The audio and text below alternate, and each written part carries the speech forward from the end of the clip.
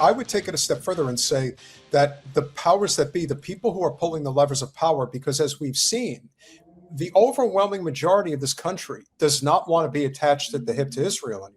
And once that's lost, it's lost for good. But even now, you can see in Congress that they're not going to move, that they're willing to go down with the ship. And that's where revolution comes into play, because it's beyond the scope at this point. And when people complain about the fact that the Trump crime family is looting the Treasury and doing everything in their capacity to basically send out the smoke signal that, yeah, the empire's collapsing and we're going to get every last nickel and dime out of the system we can before it all falls apart. And you got people who are complaining and thinking, well, you didn't say a damn word about it when Pelosi and Wasserman and Schultz and all of them were doing insider trading in broad daylight. Oh, because they weren't doing it in the tens of billions of dollars that it was okay? No, it was the tens of millions, but it's still criminal behavior. And that's why when you say that at least several hundred have been killed without due process being done, it's because the rule of law is dead. And to prove it, this is why the rule of law is dead.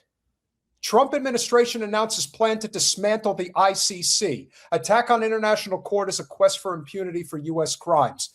I mean, what more evidence do you need? This is all in character, I'm sad to say. And I can't find many powerful people, if any at all, in a position to do something about it, who are willing to do something about it. There's no one willing to do anything about it. And as you were intimating earlier, I think the Democrats are feckless. I don't think that they have a chance. And so where's the opposition? They own the courts. They own the courts, so especially the Supreme Court, and they own the legislature with Johnson and Thune. And hell, of course they own the executive branch. Look at what they're doing. They're running ramshot over everything that is supposed to be an inhibition, at least a customary inhibition on the executive department. There's never been a president that moved as elastically, as thoroughly, as dominatingly through the executive branch as Trump, because he doesn't give a hang about anything. Constitutional law, domestic law in general, he doesn't care. No, it's and Trump's law. It's Trump's law. Nobody else stops him. So no, it's crazy. Look at what Patel does. I mean, goes on joyrides all the time. That's all he does. Yeah. Oh, wait. You mentioned Kash Patel, so I gotta, when we mention certain people, we gotta bring up certain things. Googly eyes. Yeah. So yeah.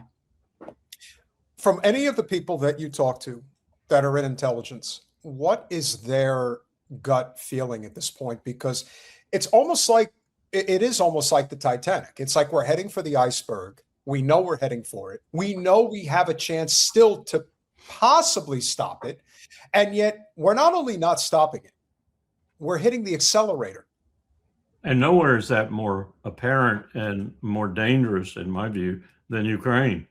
We are joining the wooden-headed, leaden-headed, dumbass Europeans in thinking still that through the Ukrainians, and we're killing them at quite a quantity, we can get at Russia and we can bring Russia down. Nothing has changed in the major formula that Putin talked about from at least 2014 forward. And that is the existential threat that Moscow felt from any component of the U.S. alliance structure, particularly the ABM systems we're going to put there that were capable of launching nuclear missiles at Moscow in Ukraine. That was the reason he started the special military operation, because that was an existential threat to Russia, to the CSTO, the Collective Security Treaty Organization, NATO's counterpart. What is happening now? We have become a part of Ukraine. NATO has become a part of Ukraine for all practice. We're going to build Patriot missiles there, as ineffective as they are. Lockheed Martin's going to have to deal with that, because the videos that are coming about PAC-2s and PAC-3s not hitting anything coming in are pretty damning. But all that said, Putin is going to get to the point where It is NATO in Ukraine, every capital in Europe represented, and now Trump has put Washington back into it. And then he's going to have no choice. He's going to finish that war in Ukraine, and he's probably going to finish it on NATO's head. I think he's already made a decision that he's got to go to war with NATO ultimately. I think he's already decided that. And we're looking at two monstrous losses, and maybe even one of them or both of them going nuclear. You can't make this kind of stuff up. This is horrible what we're doing. And we're so poorly led that we're just walking into it as if it were a candy shop or something. It's a disaster in both theaters. I was hoping that maybe some people would get the message that they were sending via Lindsey Graham. I don't know. Well, you know, have you seen Larry Johnson's analysis of that? Yes. Yeah. And I something is, look, like this is one of those where I'll say, I have no idea what happened, but I know what they're saying happened is not what happened. Yeah. That's what I know. Larry's analysis is pretty thorough. Train rides, plane rides, all this, it doesn't match. It doesn't go together. No. So what really happened? Big question. If it was natural, then I don't think it would be something worth covering up. No, I can't imagine what it might have been if it weren't natural. I will say this, I don't think the world's going to miss Lindsey Graham at all. Oh, God, no. There's celebrations everywhere. Any human being who thinks about it is not going to miss him much. And I'm from South Carolina, and I've known Lindsey for a long time. And my father was right before he died. He said, I'll never give that man another penny or vote for him again. He promised to be term limited, and he lied. I just want to know who might have done it because, as I said, I want to know who I should send my fruit basket to. I would just like to know who to thank, you know? It's a strange set of circumstances in many respects because I think it'd be fair to say Lindsey was the best friend Zelensky had in the United States. So how has this happened and why? More importantly, why is Zelensky still around? Yeah, bingo. I don't understand that. That was going to be my next comment. Why did it happen to Z? Well, that's a very good question. And of course, there are no coincidences, as we like to say. They happen because eventually somebody decides that they've had enough. As Jen has pointed out, you have two possibilities here. You have Russia that could have done the deed because they're sick and tired of the NATO saber rattling that Graham was at the forefront of, especially, again, it's South Carolina. He represents the military industrial complex, which South Carolina is one of the main hubs of, defense. And he was all over sanctions, over sanctions. More sanctions on Russia, more sanctions. We need more sanctions. Then on the other hand, Jen, as you've suggested, the people of Ukraine are tired of being massacred. Yeah. And they know that Graham was responsible for them being massacred as much as anybody. And all the while, while Lindsey Graham happens to be one of the most obvious people that you could point the finger at, let's not forget that while everyone has been distracted by this other vote regarding the U.S. military aid to Israel, there is also this committee vote that's happening in the Senate right now regarding the combining of the U.S. and Israel militaries. Right. Shout out to how can you, Colonel Wilkerson, how is something like that not blow your mind? Treasonous. It's unconstitutional to me. As I said, you read that chapter about what Pollard did in Cy Hirsch's book, and what we're doing is we're formalizing and legalizing the treason that Pollard perpetrated. Yeah. That's what we're doing. Mm-hmm. We're making it de rigueur. This is the way we're going to operate from now on. Here we go. Yesterday's list of the Zionist sellout traitors who voted yes to merge our militaries together. For the AIPAC All-Stars, we got Marsha Blackburn and Tel Aviv Ted, just to name a few. Most disappointed with is Senator Rand Paul, or should I say? You got to be kidding me. That's a little disappointing. You got to be kidding me, man. Yeah, that surprised me. That really surprised me. Oh. And no excuse. To me, everything that you've ever worked for to push anti-big government policy. Hey, everybody on that list has been compromised. That's how I see it. Those are all compromised people that should not be representing. But I'm looking at the names and saying most of them are already compromised. Oh, yeah. I don't call Ted anything but Genesis Ted. And he doesn't even know Genesis very well, as Tucker made very clear. Yeah. I get my national security advice from Genesis. What chapter? What verse? Right. Well, I get it from Genesis. So typical. And again, it really goes to show you how compromised the GOP is right now with Israel, like beyond words. And but I so wouldn't let the Democrats out of the bag either, Oh, regardless. no. Oh, Yeah, no. regardless of this vote. I mean, think Chuck Schumer's so deeply in Israel's back pocket. And if you remember, Colonel, it's why the two parties are basically the same, with very little ancillary on the periphery differences. Very little. Because in this case, if this was Ukraine, for example, you would see nothing but D's next to the names with the Ukraine flag. Now you have the Israeli flag, and now you have all the GOP.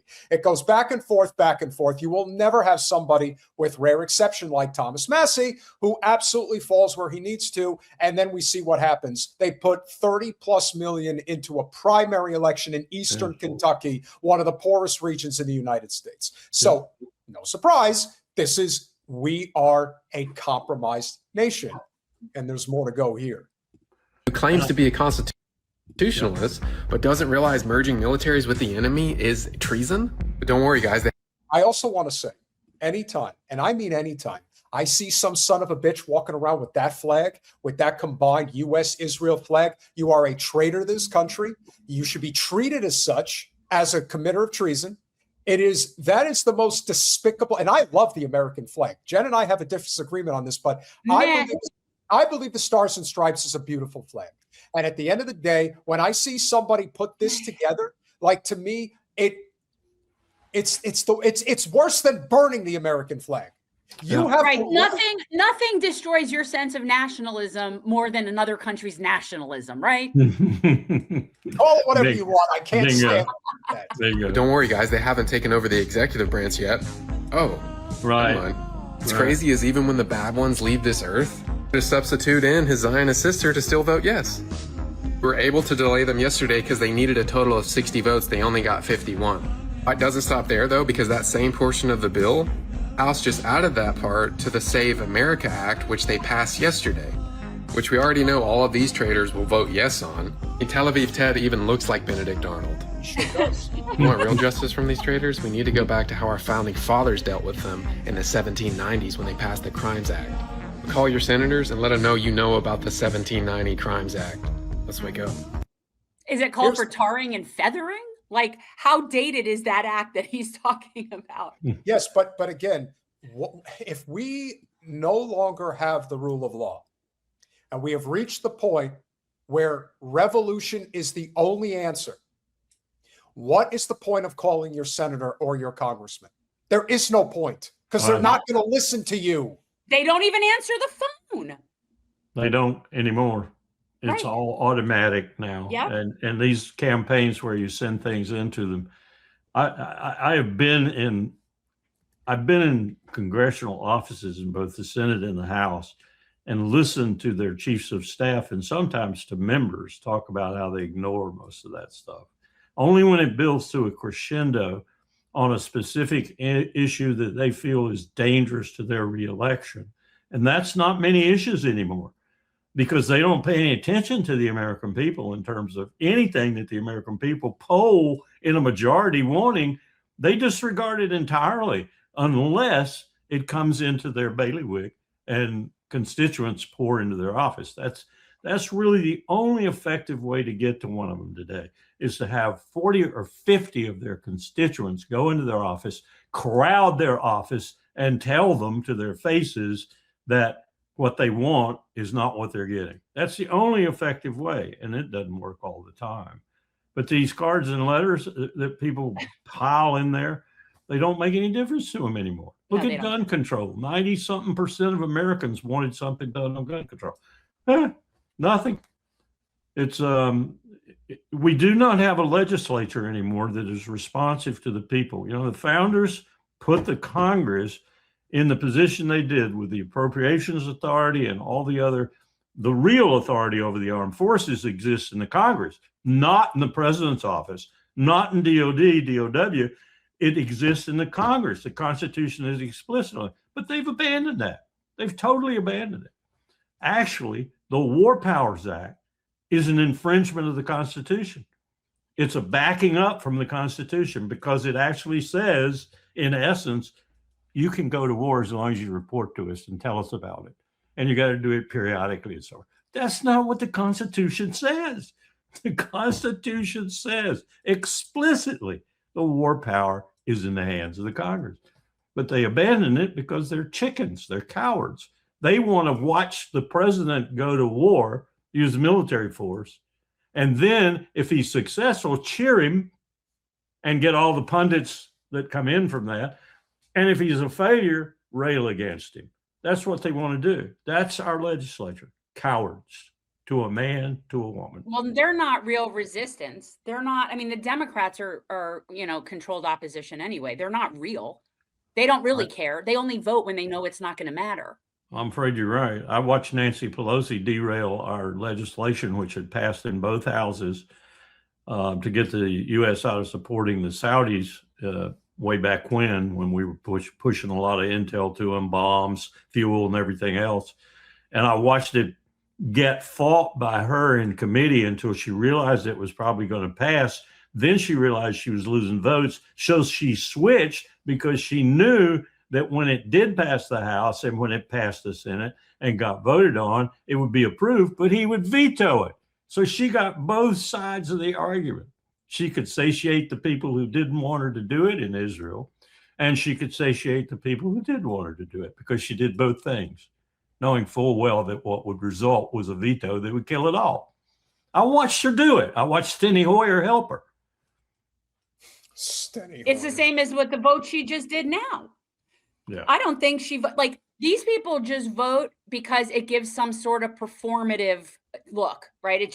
You're performing for some donor or some group somewhere. You're like but at the end of the day, you know it's not going to matter. Yeah, you're like a trained seal or puppet. Massey was the only person. I talked with Massey at length. Me and Ambassador Chaz Freeman had a meeting with him one day, and Massey was the only person I had any respect for in the House. Really. Ro Khanna to a certain extent because he helped us so much on that particular piece of legislation with regard to Saudi Arabia. But Massey really impressed me. And he gave me the vibes that he was so fed up with the mess in Congress he was leaving. And then he didn't. He stayed around and got reelected again, which was proof of something because they were after him then. They got him later with $30 million or something like that. But they were after him the time before that, and he beat them. Kentuckians beat them, but he lost the second time.